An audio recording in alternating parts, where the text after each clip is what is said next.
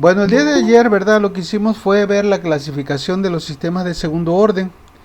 Decíamos que la clasificación obedecía al tipo de polos que tenía el sistema. Si se trataba de polos reales diferentes, se le llamaba sobreamortiguado. Si eran polos reales iguales, era críticamente amortiguado. Y si tenía polos complejos conjugados, pues se trataba, ¿verdad?, de un sistema subamortiguado. Aquí teníamos las gráficas. También dijimos que la mayoría de los sistemas se diseñan para que trabajen en el caso 1, cuando los polos son complejos conjugados, porque es cuando se obtiene la respuesta más rápida, más optimizada, a menos de que el sistema no tolere oscilaciones. Y también lógicamente hay que cuidar este sobreimpulso, que no se vaya más arriba, porque si no también puede ocasionar problemas. Bueno, vamos a ver a continuación los parámetros de la respuesta ante la entrada de escalón.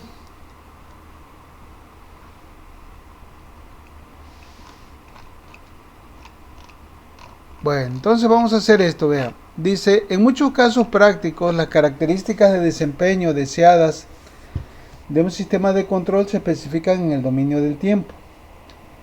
Los sistemas, dice, que pueden almacenar energía no responden instantáneamente y presentan respuestas transitorias cada vez que estos están sujetos a entradas o perturbaciones.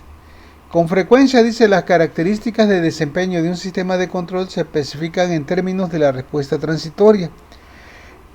Aquí nos damos cuenta, ¿verdad?, para este sistema del caso 1, que es donde tenemos una respuesta transitoria, ¿verdad?, y tiene oscilaciones amortiguadas.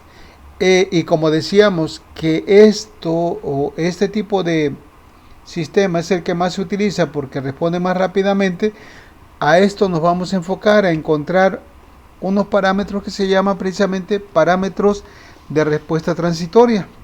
Los parámetros de respuesta transitoria se refiere a ciertas mediciones que tiene la respuesta, como es el tiempo de retardo, el tiempo de elevación o subida, o también tiempo de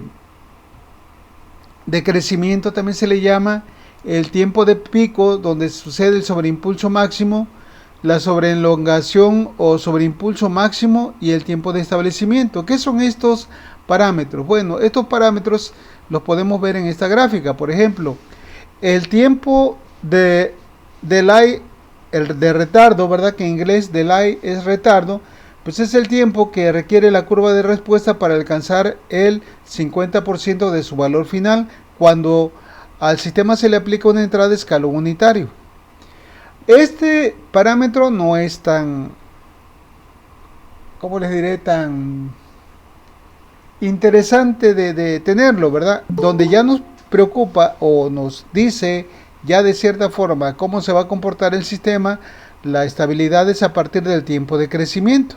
El tiempo de crecimiento es el tiempo que requiere la curva de la respuesta para alcanzar el 100% de su valor final por primera vez. Porque aquí, ¿verdad?, el 100% es 1 porque le estamos aplicando una entrada escalón unitario. Entonces, el TR, el tiempo de crecimiento, el tiempo de elevación o tiempo de subida, es el tiempo cuando la respuesta ha alcanzado por primera vez el 1, que es el 100%. Decimos la primera vez debido a que la respuesta oscila. Aquí también ya llegó al 100%, pero cuando subió y bajó, acá otro. Dependiendo del número de oscilaciones, ¿verdad?, y la frecuencia natural es las veces que va a estar oscilando alrededor de la magnitud 1. Tenemos otro tiempo que es el tiempo de pico, que es el tiempo donde sucede el primer sobreimpulso. Esto también es importante porque debemos de mantenerlo siempre dentro de un rango aceptable del 15%, 10% menos. Porque como pueden observar, la salida del sistema se va más allá del valor deseado. Imagínense que están controlando la temperatura de un horno y ustedes tienen que hornear cierto producto alimenticio, cierto pan, y la entrada que le aplicaron el escalón puede ser que sea 300 grados. Entonces, si decimos que el sobreimpulso se va 20% más allá de ese valor, pues serían el 20% de 300 sería hasta 360 grados. Entonces, en un momento determinado puede ser que se nos queme el producto. Entonces, por esa razón tenemos nosotros que controlar este parámetro, el sobreimpulso máximo, que se mide a partir de dónde, de la entrada hasta el valor máximo que obtiene, que toma la salida en el tiempo de pico. Vamos a ver que se obtiene como la diferencia de la señal evaluada en el tiempo de pico menos la entrada, que es la escalón unitario. Otro parámetro también importante es el tiempo cuando ya se estabilizó el sistema. Hemos comentado que la respuesta dinámica de un sistema se divide en dos partes: la respuesta transitoria y la respuesta de estado estable. La respuesta de estado estable sucede en los primeros instantes de tiempo. Y ya cuando cuando la salida se hace igual a la entrada, se dice que el sistema ya está en régimen permanente, que ya se estabilizó. Bueno, pues lo que tarda en alcanzar ese valor es precisamente el tiempo de establecimiento. Bueno, entonces aquí vienen definidos cada uno de los tiempos. Lo que les acabo de explicar: el tiempo de retardo es el tiempo requerido para que la respuesta alcance por primera vez la mitad del valor final. Acá vemos. El tiempo de subida, o TR, es el tiempo requerido, dice, para que la respuesta pase del 10 al 90, del 5 al 95, del 0 al 100 de su valor final. Esto sobre todo es para sistemas subamortiguados, porque aquí dice: para sistemas subamortiguados de segundo orden, por lo general se usa el tiempo de 0 al 100. Así lo vamos a utilizar nosotros. Para sobreamortiguados, de 10 al 90. Y lógicamente para críticamente amortiguados, pues sería del 5 al 95. Bueno, aquí viene toda la definición que les estuve mencionando.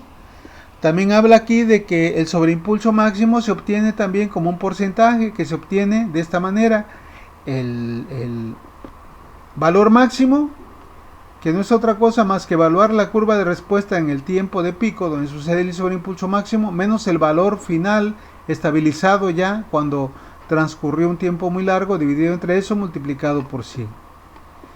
Y el tiempo de establecimiento es otro parámetro que también se mide en base a un porcentaje, ¿sí? A un porcentaje de precisión, podríamos decir. Aquí pudieron ver en la curva que el tiempo de establecimiento se alcanza cuando la curva de respuesta ha alcanzado y se mantiene dentro de un 2 o un 5%. Puede ser también un 1, un 3.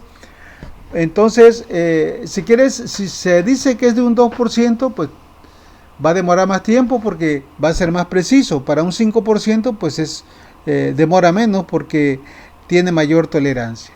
Nosotros vamos a sacar una ecuación, vamos a deducir las ecuaciones para obtener el tiempo de establecimiento para diferentes criterios de funcionamiento. Bueno, vamos entonces a calcular los parámetros de respuesta transitoria. ¿Cómo vamos a calcular los parámetros de respuesta transitoria? Pues lo vamos a calcular a partir de la curva de respuesta que tiene un sistema de segundo orden pero subamortiguado, porque ya vimos que esta respuesta solamente los tienen los sistemas de segundo orden subamortiguados cuando los polos son complejos conjugados, porque en los otros casos la curva de respuesta es una exponencial decreciente y no va a tener ni sobreimpulso ni oscilaciones amortiguadas. Entonces vamos a ver cómo le hacemos para obtener los parámetros de respuesta transitoria. Dice: cálculo de los parámetros de respuesta transitoria. Dice: los parámetros de respuesta transitoria en un sistema de segundo orden se obtienen a partir de la curva de respuesta ante una entrada de escalón unitario. Ya vimos ahí en la gráfica que esa curva se obtiene cuando al sistema le aplicamos una entrada de escalón unitaria. Entonces, nosotros ya sacamos el día de ayer, acuérdense que escribimos la función de transferencia de un sistema prototipo de segundo orden en términos de omega n, que es la frecuencia natural no amortiguada, y de z, que es la relación o razón de amortiguamiento, y quedó así. Bueno, entonces a partir de esta ecuación de la función de transferencia obtenemos nosotros el valor de la salida. Esta entrada la pasamos de este lado, ¿verdad? Aquí está mal esto, así. Pasa de este lado así y ya tendríamos la salida en términos de ¿quién? De la entrada, ¿ok? Bueno, lo que vamos a hacer a continuación es aplicarle a este sistema una entrada escalón unitario. Acuérdense ustedes, ya lo vimos ayer, aquí se los voy a mostrar otra vez en las tablas de transformada de Laplace, que cuando la señal de entrada es un escalón, la transformada de esa señal escalón pues sería 1 sobre S. Les hago mención de esto porque es lo que vamos a sustituir a continuación. A continuación dice, se sustituye la entrada escalón unitaria, que sería esto, 1 sobre S. Ahora bien, ya tenemos esto así, ¿verdad? Como lo hicimos ayer para los sistemas de primer orden, vamos a ordenar los términos, esta S quedaría de este lado, y ahora vamos a obtener la respuesta del sistema ante una entrada escalón, como ya se la aplicamos hace un momento.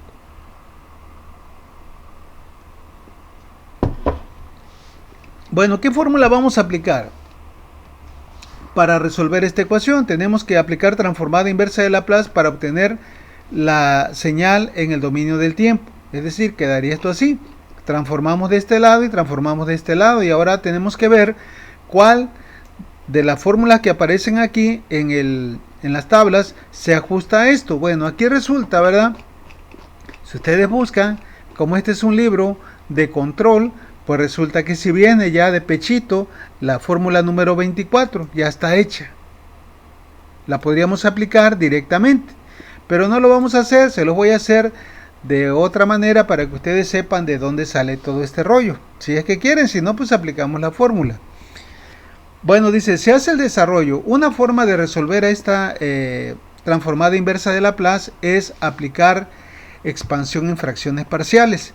Porque recuerden, cuando se expande una expresión que está complicada y se utiliza el método de expansión en fracciones parciales, lo que se hace es descomponer esta expresión en dos o más expresiones simples que ya las podamos nosotros resolver con las fórmulas comunes. Bueno, entonces nosotros vamos a hacer lo siguiente. Acuérdense, la expansión en fracciones parciales trata de lo siguiente. Tenemos que factorizar el denominador. El denominador no lo vamos a poder factorizar. ¿Por qué razón no lo vamos a poder factorizar? Porque estamos partiendo de que queremos obtener la respuesta de un sistema subamortiguado. Y si es subamortiguado, los polos van a ser complejos conjugados y no podemos factorizarlos en el campo de los números reales. Entonces los vamos a dejar así. El desarrollo en fracciones parciales quedaría de esta forma. Una constante A, un coeficiente A para la única raíz real, y un binomio en S que sería BS más C para este par de raíces complejas conjugadas. Bueno, ahora que tenemos esto, ¿verdad? Vamos a pasar este denominador al lado derecho, o sea, quedaría multiplicando a todo esto, y al multiplicar esto por esto, ¿qué va a pasar? Con A sobre S, esta S con esta S se va y únicamente A quedaría multiplicando a esta parte, ¿sí lo entienden? Ahí lo tenemos. Aquí, bueno, aquí está, aquí se los voy desarrollando poco a poco. Aquí vemos que esta es, cuando multiplicamos esto por esto, pues quedaría esto de aquí.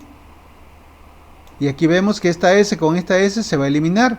Ahora, cuando multiplicamos todo esto por todo esto, pues me queda de esta manera. Y aquí vemos que este trinomio con este trinomio se eliminan. Entonces acá ya quedamos que al eliminarse esta S con esta S, solamente lo que está dentro del paréntesis va a quedar multiplicando a A. Y al multiplicar estos términos por BS más C, pues este trinomio con este trinomio se hace igual a 1 y S quedaría multiplicando solamente a BS. Ahí tenemos ya, ¿verdad? La simplificación de estos productos, y ahora vamos a desarrollar los productos indicados. Hay que recordar que primero se pone la constante y luego la variable. Acá me quedaría A por S cuadrada, a S cuadrada. Acá me quedaría 2z omega n por A por S. Y acá finalmente me quedaría omega n cuadrada por A. Ahora acá tenemos S por BS, me quedaría BS cuadrada. Y S por C me quedaría CS. Acuérdense que cuando nosotros realizamos o aplicamos el método de expansión en fracciones parciales, lo que tratamos de hacer es descomponer esta expresión, en este caso, en dos expresiones que sean más simples. Pero para hacer esto necesito saber cuál es el valor del coeficiente A, el de B y de C. Es lo que vamos a hacer a continuación. Ya una vez que nosotros desarrollamos los productos, vamos a factorizar términos semejantes. Acá tenemos a S cuadrada y BS cuadrada, podemos factorizar por S cuadrada y nos quedaría A más B. Los términos lineales, lo que acompañan a S, pues sería el primero 2z omega n por A y el segundo más C, ambos multiplicados por S. Y el término independiente, el que no contiene ninguna s, sería omega n cuadrada por a. Ya tenemos la ecuación como está aquí, ¿verdad? Y ahora vamos a sacar un cierto número de ecuaciones. Estas ecuaciones se obtienen igualando los coeficientes. Fíjense bien, una ecuación dice que sabemos que una ecuación es una igualdad. Entonces, si yo digo que omega n cuadrada es igual a todo esto, pues aquí omega n cuadrada de este lado, también en el lado derecho debe de haber únicamente omega n cuadrada. Es decir, aquí viene todo explicado de una mejor manera. Fíjense bien, aquí nosotros, esta es una ecuación, entonces esto debe de existir únicamente del lado derecho. O sea que, como en el lado izquierdo no hay s cuadrada, pues estos dos términos a más b tienen que ser igual a 0. ¿Ok? Tampoco del lado izquierdo hay una potencia en s, de tal manera que 2z omega n más c tiene que ser también igual a 0. Y ya para verificar, para que se cumpla la ecuación, para que lo que tenemos en el lado izquierdo sea igual a lo que tenemos en el lado derecho, omega n cuadrada por a debe de ser igual a ¿quién? A esto. Ya de antemano sabemos que a tiene que ser igual a 1 para que se pueda cumplir esto. Pero las ecuaciones se obtienen así. Aquí va paso a paso.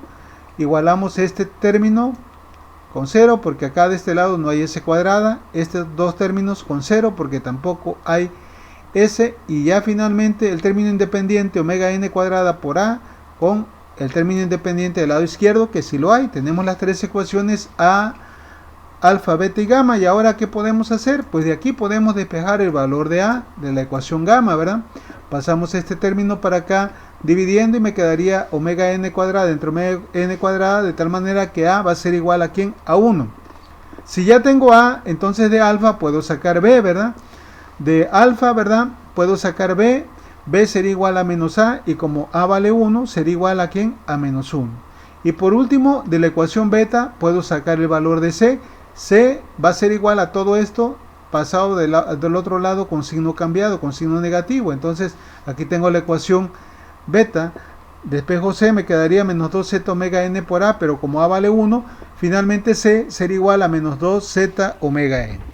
Entonces, ya tenemos los coeficientes, ¿verdad?, del desarrollo en fracciones parciales a, b y c. Y ahora lo que vamos a hacer, me voy a regresar tantito para que ustedes recuerden de dónde venimos. Esta expresión se convirtió en estas dos expresiones, ¿sí? Vamos a sustituir los valores que obtuvimos de a, b y c, como está acá. Fíjense bien, omega n cuadrada era igual a esto, a sobre s, bs más c. Y ahora si sustituimos, a ¿qué valor nos dio? Nos dio 1. B ¿cuánto nos dio? Nos dio menos 1. Por S me quedaría menos S. Y C ¿cuánto nos dio? Menos 2Z omega N. Aquí lo tenemos. C menos 2Z omega N. B igual a menos 1. Entonces, esta expresión ya se convirtió en esta otra. ¿Ok? Entonces, ahora sí, la transformada inversa que teníamos inicialmente, esta nosotros la podemos representar de esta manera, y aplicando la propiedad distributiva, es decir, esta transformada de estos dos términos va a ser igual a ¿quién? A la transformada de Laplace del primer término, y aquí hay que respetar el signo, menos la transformada de Laplace del segundo término. Aquí no si les parezca raro, pero aquí factoricé este menos, como es menos y menos, saqué como factor común al menos, para que todo lo demás ya quede positivo en el numerador, que es como aparece aquí ya esta expresión. Entonces, ese signo menos lo dejamos fuera. Y ahora sí, la expresión que teníamos inicialmente, que parecía compleja, pues ya se descompuso en dos expresiones más simples. Ahora, si nosotros vemos, fíjense bien, las tablas, ¿cuál fórmula podemos emplear para resolver la primera transformada inversa de Laplace? ¿Cuál sería la transformada inversa de Laplace de 1 sobre s? Pues tengo que buscar del lado derecho donde hay 1 sobre s. Aquí está. La transformada inversa de Laplace de esto me va a dar ¿quién? Esto, que sería igual a ¿quién? A 1. Entonces aquí dice, ahí les dice lo que les acabo de mencionar, ¿verdad? Que el hecho de aplicar la expansión en fracciones parciales es la de obtener expresiones más simples, de tal manera que podamos obtener de manera más fácil la transformada inversa de la expresión original. Entonces dice, procedemos a obtener la transformada inversa de Laplace de la primera expresión. Para ello, dice, podemos aplicar directamente la fórmula número 2 que tenemos aquí. La transformada inversa de 1 entre s va a ser igual a ¿quién? A 1. Ahí lo tenemos. Sin embargo, para la segunda expresión, bueno, ya nos queda así, ¿verdad? Sustituyendo esto aquí, nos quedaría c de t, que es la respuesta del sistema de segundo orden subamortiguado, va a ser igual a 1 menos la transformada inversa de todo esto. Ahora hay que ver qué fórmula se parece a esta. Fíjense bien, vamos a ver si hay alguna que se parezca. Vayan viendo.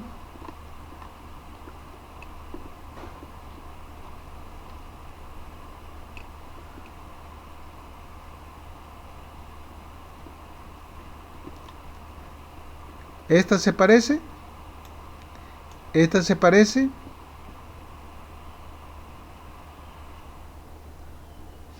Sí se parecen estas, pero están hechas. Lo que quiero es que ustedes recuerden cuando llevaron transformada de Laplace, cómo lo hicieron, porque cuando llevaron el curso de Matemáticas 4 no tenían estas fórmulas, tenían posiblemente de otro autor. Pero no hay problema, si ustedes la saben hacer, le pueden poner cualquiera. Entonces, fíjense bien, aparentemente no encontramos ninguna fórmula que se parezca. ¿Ok? Sin embargo, aquí hay una situación. Cuando nosotros tenemos en la parte del denominador un trinomio, ¿verdad?, cuadrático, es decir, de segundo grado, podemos hacer lo siguiente. Dice, aparentemente no existe ninguna fórmula que se ajuste a nuestra expresión, por lo tanto vamos a completar el trinomio cuadrado perfecto en el denominador. Esto se hace de completar el trinomio cuadrado perfecto cuando tenemos un trinomio de segundo grado. ¿Cómo se completa el trinomio cuadrado perfecto? Primeramente dice, se escribe el término cuadrático, que sería s cuadrada. Enseguida el segundo término, el término lineal, que sería 2z omega ns. Luego se le suma, dice, el cuadrado de la mitad del segundo coeficiente. O sea, la mitad de esto, el puro coeficiente, lo vamos a sumar y lo vamos a elevar al cuadrado. Luego dice, se escribe el término independiente, que sería omega n cuadrada. Finalmente se resta el cuadrado de la mitad del coeficiente del término lineal para no alterar la ecuación. Esto que dice aquí, ¿verdad?, lo podemos ver a continuación. ¿Qué decía el procedimiento? Escribir, aquí me lo voy a traer para que ir haciendo referencia a ello. Escribir el primer término, el cuadrático, s cuadrada. Luego escribir el segundo término, este también, ahí lo llevamos. Sin embargo, ahora vamos a hacer lo siguiente. Vamos a agarrar este término de aquí, el coeficiente del término lineal, sería este. ¿Ok? Ese término lo vamos a dividir entre 2. ¿Por qué? Porque dice que hay que sacarle mitad. La mitad de esto, ¿cuánto daría? ¿Cuánto sería la mitad de 2z omega n? Pues simplemente sería z omega n, que es esto que está aquí. Y esto dice el paso 3, hay que elevarlo al cuadrado. Aquí está. Luego se le suma al cuadrado de la mitad del coeficiente del término lineal.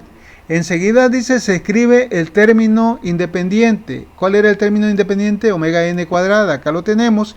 Y para que no se altere, pues le restamos ahora lo que previamente le habíamos sumado.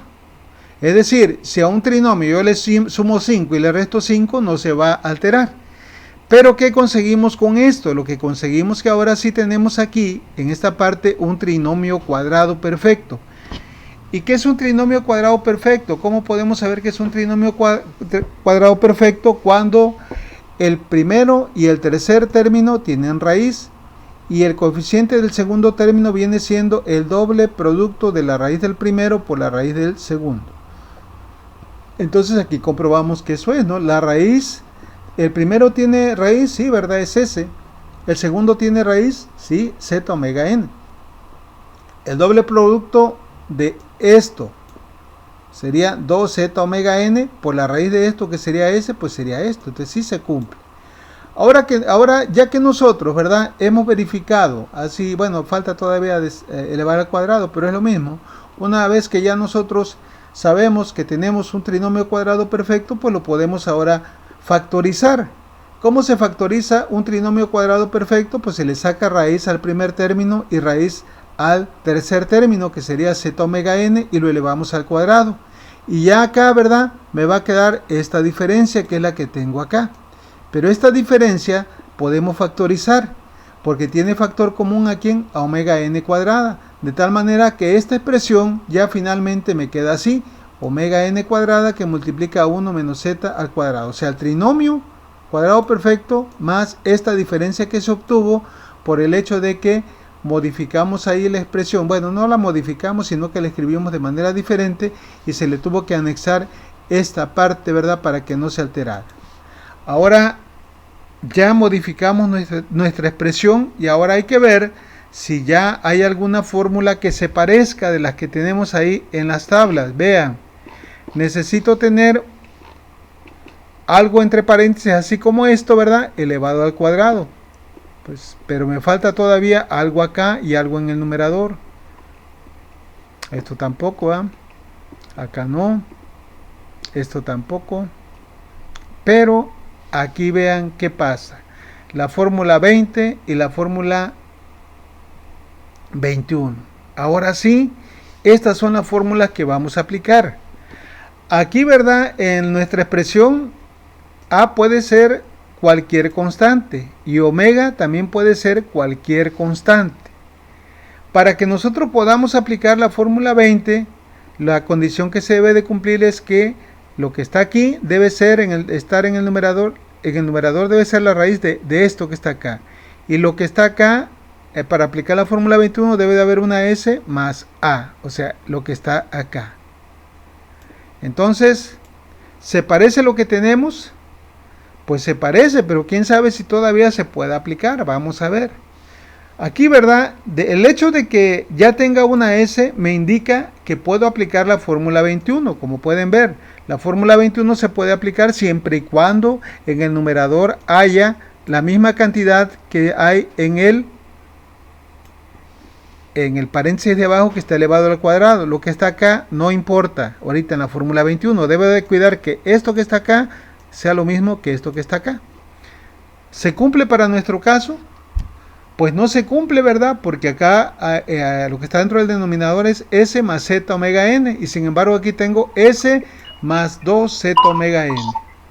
Entonces aquí me estorba esto. Pero no hay problema. Nosotros podemos modificar esto. Entonces aquí viene explicado. Lo que vamos a hacer a continuación es escribir el numerador de manera diferente. Fíjense bien. S, como está acá, más 2Z omega N, sería igual a ¿quién? A S más Z omega N más S más Z omega N. ¿Estamos de acuerdo? Porque esto más esto es igual a 2Z omega N. Es lo mismo, nada más que está escrito de manera diferente. Y ahora vamos a utilizar esta expresión. Si yo tengo dos términos que se están sumando o restando, no importa, ¿verdad?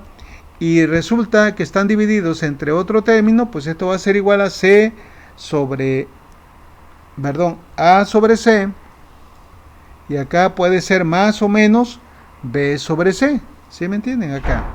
Entonces, vamos a hacer esto, fíjense bien, ahorita ya descompusimos el numerador en esta forma. Ahora voy a dejar entre paréntesis nada más la magnitud que me dice la fórmula 21. O sea que lo que está acá debe de ser lo que está acá. Y a continuación vamos a hacer la división término a término, que es lo que les acabo de mencionar. Acá está. Es decir, esto quedaría así. Acuérdense que está afectado por el menos 1. Ya dividí esto entre todo esto. Y luego esto entre todo esto. Es decir, me van a quedar ahora dos transformadas inversas. Se desarrolló más. ¿Y por qué me sale el signo menos acá? Pues porque si yo multiplico menos por más, me va a dar menos. Y ahora quedó esto así. Pero aquí ya tengo la ventaja de que esta expresión se ajusta exactamente a la expresión 21. Porque lo que está arriba en el numerador es lo mismo que está abajo en el denominador. ¿Ok? Entonces, aquí dice, como se puede observar, de la expresión en cuestión se obtuvieron dos ecuaciones. Sin embargo, la primera expresión ahora sí es idéntica a lo que dice la fórmula 21. Y por lo tanto ya podemos obtener la transformada inversa de esta expresión que ahorita estoy resaltando. Entonces, ¿qué dice la fórmula 21? Aquí se está, ¿verdad? Para que vean la analogía. Dice que esto va a ser igual a ¿quién? A e a la menos at por el coseno de omega t. Pero ahora para nosotros hay que ver cuánto vale a. Pues a es lo que está acá y lo que está acá. A para nuestro caso, ¿cuánto valdría? Pues valdría z omega n. ¿Sí? Aquí se dice, si se analiza la fórmula 21, se observa que la constante a de la fórmula para nuestro caso es igual a ¿quién? A z omega n. Y la constante, esta constante, ¿cuánto va a valer? Pues la constante que está acá abajo es esto, todo esto elevado al cuadrado, ¿sí? Para nosotros omega cuadrada pues sería todo esto, ¿sí? Por lo tanto omega pues sería la raíz de todo esto. Entonces si yo saco raíz aquí y raíz acá, ¿qué me quedaría?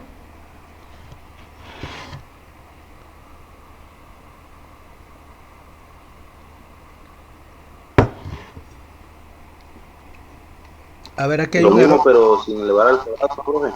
Ajá, permítame tantito que veo que hay un error por aquí. Aquí miren, hay un error. Esto no está elevado todo al cuadrado. Nada más lo que está elevado al cuadrado es esto. Permítame, voy a modificar esto. Chequenlo ahí en sus apuntes porque luego se me va la onda.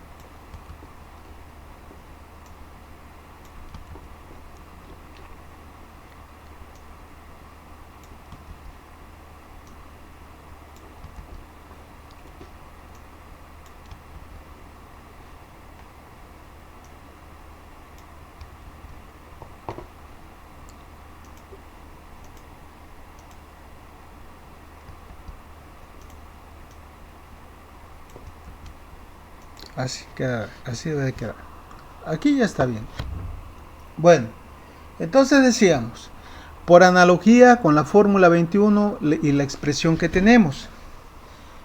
En el caso de A no hay problema, es z omega n, pero en el caso de omega cuadrada que aparece aquí en la fórmula, pues sería todo esto que tenemos aquí. Omega cuadrada sería todo esto. Ahora, necesito omega porque acá para el coseno debe de aparecer únicamente omega. Omega sería la raíz de todo esto. Entonces aquí a omega n cuadrada raíz, pues sí es exacta, omega n. Pero esta como no tiene una raíz exacta, la vamos a dejar indicada. Bueno, entonces ya una vez hecho lo anterior, analizado lo anterior, ya podemos aplicar la fórmula 21. De tal manera que esto nos quedaría así, e a la menos at, pero como a vale menos z omega, vale z omega n, nos quedaría e a la menos z omega n por t. Todo esto por quién? Por el coseno de omega. ¿Cuánto vale omega? Aquí lo sacamos, omega n por la raíz de 1 menos z cuadrada por t. ¿Ok? Entonces ya podemos sustituir este segundo término acá en la ecuación, la respuesta del sistema de segundo orden subamortiguado. Pero aún todavía no terminamos porque nos falta esta última expresión. ¿Cómo le podemos hacer para ello? Pues aquí, ¿verdad? Aquí nosotros podemos hacer lo siguiente. Esto que está como factor, como constante, acuérdense, conviene sacarla fuera de la transformada inversa y nos quedaría esto. Ahora, esto que tengo acá en esta expresión, si ustedes observan acá en la fórmula 20, se parece mucho a esto, con la excepción de que nosotros aquí tenemos 1. Y para poder aplicar la fórmula debe de haber la raíz de lo que está abajo. Entonces, no sé si recuerdan, esto no es ningún problema. ¿Por qué? Porque yo puedo multiplicar por la raíz de esto y dividir entre la raíz de esto mismo y no se altera la expresión. Dice, ahora si analizamos la tabla A1 se observa que nuestra expresión en estudio se refiere a esta, ¿verdad? Se asemeja a la fórmula 20, la cual por conveniencia se presenta a continuación. Sin embargo, cabe mencionar que para poder aplicar esta fórmula se debe de cumplir la siguiente condición, que en el numerador debe existir la raíz cuadrada de omega cuadrada, es decir, omega. Si se analiza la fórmula 20 se observa que la constante omega cuadrada de la fórmula para nuestro caso es igual a esto, ya lo habíamos hecho anteriormente. A ver, otra vez aquí está el error, permítame.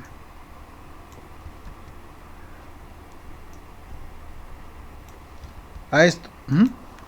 Bueno, dice, se observa, dice que esto no se cumple para nuestra expresión, pero para poder aplicar la fórmula vamos a multiplicar y dividir por el mismo término con tal de que no se no se altere, ¿sí? Fíjense bien, esta es la expresión que tengo inicialmente. Entonces voy a multiplicar por la raíz de esto aquí y voy a dividir. De esa manera, si multiplico y divido por la misma cantidad, la expresión no se altera. De tal manera que ya esto nos quedaría de la manera siguiente. Observen, aquí multipliqué por la raíz de esto y dividí entre la raíz de esto. Aquí hay un error otra vez, permítame.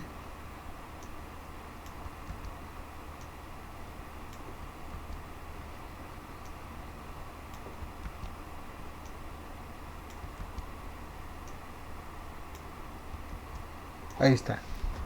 Muy bien. Ahora bien, ¿qué podemos hacer? Ya está completa. Pues si ya está completa, ya podemos aplicar finalmente la fórmula 20. Aquí también aprovechamos para simplificar omega n entre omega n va a ser igual a 1 y aquí nos quedaría nada más menos z entre la raíz de 1 menos z cuadrada por la transformada inversa de esto. Ahora sí, ya estamos en condiciones de aplicar la fórmula 20.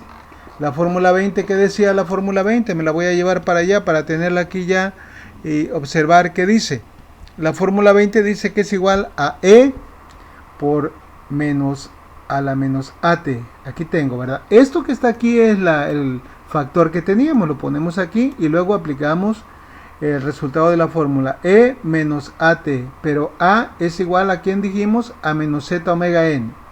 Todavía por el seno de ¿quién? De omega T.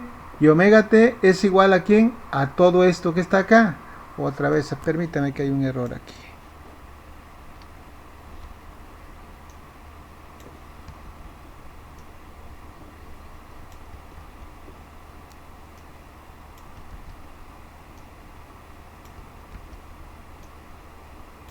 Es lo malo de copiar y pegar, ¿verdad? Arrastra uno todo. Ahí está. Bueno, entonces ya finalmente hemos obtenido la transformada inversa de esta expresión. Y ya por último podemos sustituir en la ecuación de la curva de respuesta C de t. Bueno, aquí podemos hacer otro cambio de variable. No sé si cuando recuerden la clase pasada, cuando sacamos los polos del lazo cerrado del sistema, utilizamos un cambio de variable. Utilizamos esta variable que decíamos que era la frecuencia natural amortiguada, omega d, que era igual al producto de omega n por la raíz de 1 menos z al cuadrado. Así. Entonces, esta expresión, permítame,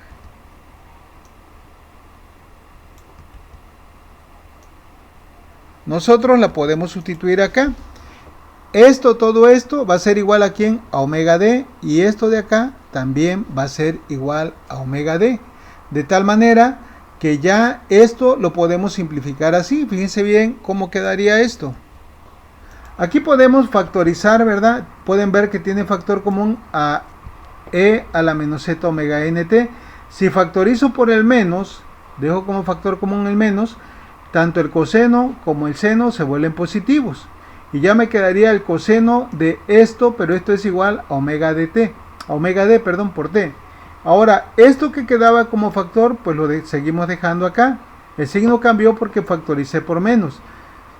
Y acá me quedaría el seno, también esto es igual a omega por dt. Entonces, la ecuación 3.25 finalmente es la ecuación de salida. Así responde ahora un sistema de segundo orden cuando se le aplica una entrada de escalón unitario. Ahora, si ustedes quieren graficar esta curva, ¿verdad? En algún software que tengan por ahí, pueden hacerlo. ¿Y qué van a obtener? ¿Qué tipo de curva van a obtener? Van a obtener una curva exactamente como esta. ¿Sí? Dependiendo de los valores que le den a z y omega n, puede ser que tenga más o menos oscilaciones. Ahora, antes de que se me olvide, quisiera que ustedes hicieran lo siguiente en este fin de semana, aparte de la tarea que tienen por ahí pendiente. Vayan buscando por favor el software MATLAB, ¿sí? Porque vamos a utilizar, lo vamos a utilizar para comprobar los problemas que vamos a hacer en esta unidad, y la unidad 4 se las voy a calificar con un proyecto de simulación en MATLAB. Entonces, este, ese proyecto de simulación va a ser por equipo. Ayer me preguntaba si su compañero, su jefe de grupo, si el examen era individual. Claro que sí, es individual. Solamente esto, cuando se trata de proyectos, entonces sí puede ser que sean por equipos, pero los exámenes normales son individuales. Pero para el que vamos a ver de la unidad número 4 y para el proyecto que voy a dejar para evaluar la unidad número 4 va a ser un proyecto en equipo. Entonces traten de instalar este programa, sobre todo los que tienen computadora, en una computadora que tenga una buena memoria, porque se lleva como 10 gigas, es un programa muy grande. Va a depender también de lo que le instalen, pero yo les recomiendo que instalen todas las herramientas del Control Books el Control Books, que son las herramientas de control, y también lo de Simulink, porque es una forma de analizar los sistemas mediante diagramas de bloques. Lo que vimos nosotros en teoría, con el software lo podemos analizar también. Entonces, esto es lo que necesito que tengan, si es posible, para la otra semana, para verificar, ¿verdad?, lo que estamos haciendo aquí, porque todas estas ecuaciones las podemos sacar también con MATLAB, pero sobre todo la graficación, para que ustedes puedan ver la gráfica, porque ahorita les decía, si tienen un programa donde puedan simular ustedes esto, pues lo van a poder obtener una gráfica. Aquí también lo pudieran hacer en este programa, en el PTC MATCAD. Hay que darle valores a Z, omega n. Acuérdense que Z, para que obtengan esta curva de respuesta, Z debe ser menor a 1, que es el caso subamortiguado. Omega n pueden darle cierto valor, ¿ok? Son los únicos parámetros que van a utilizar, y ya con ello pueden obtener la gráfica de esta curva de respuesta. Inge, debe ser la versión más reciente, la 2.21. La de MATLAB, con la 18, la 17, no hay problema. Porque cada vez que sacan una nueva versión, eso pierde el amor a otros 2, 3 gigas. Se va aumentando más y más. ¿Ok? Pesa 16. Por ahí así está.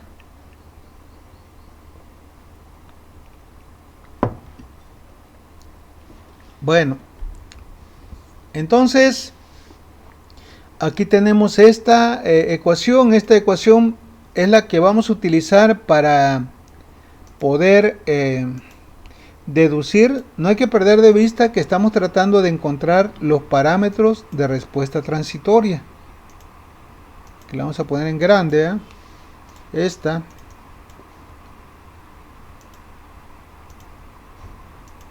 Esta va a ser la ecuación que vamos a deducir para utilizar para deducir TR, TP, MP y TS. De los 5 parámetros que se mostraron ahí en la gráfica, vamos a deducir 4. El tiempo de retardo no lo vamos a deducir porque casi no se ocupa. Bueno, entonces la vamos a dejar aquí para no dejar esto empezado. Yo les recuerdo que si tienen chance vayan viendo ahí en la plataforma de Moodle, ¿verdad?, los apuntes para que no los agarre desprevenidos y sepan qué es lo que estamos analizando. Ahí viene todo ya está, ¿verdad?, como les mostré hace un momento.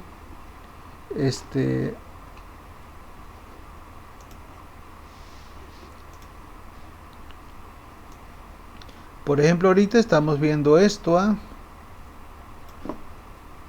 lo de parámetros de respuesta a la entrada de escalón. Es esto que tenemos ahí, todo esto, todo lo que hicimos del desarrollo en fracciones parciales, cómo obtener aquí sí está bien escrito, miren, 1 menos z cuadrada, ¿sí? Está todo lo que hicimos para llegar a la solución, y nos quedamos aquí, la ecuación 325. ¿Ok? Entonces,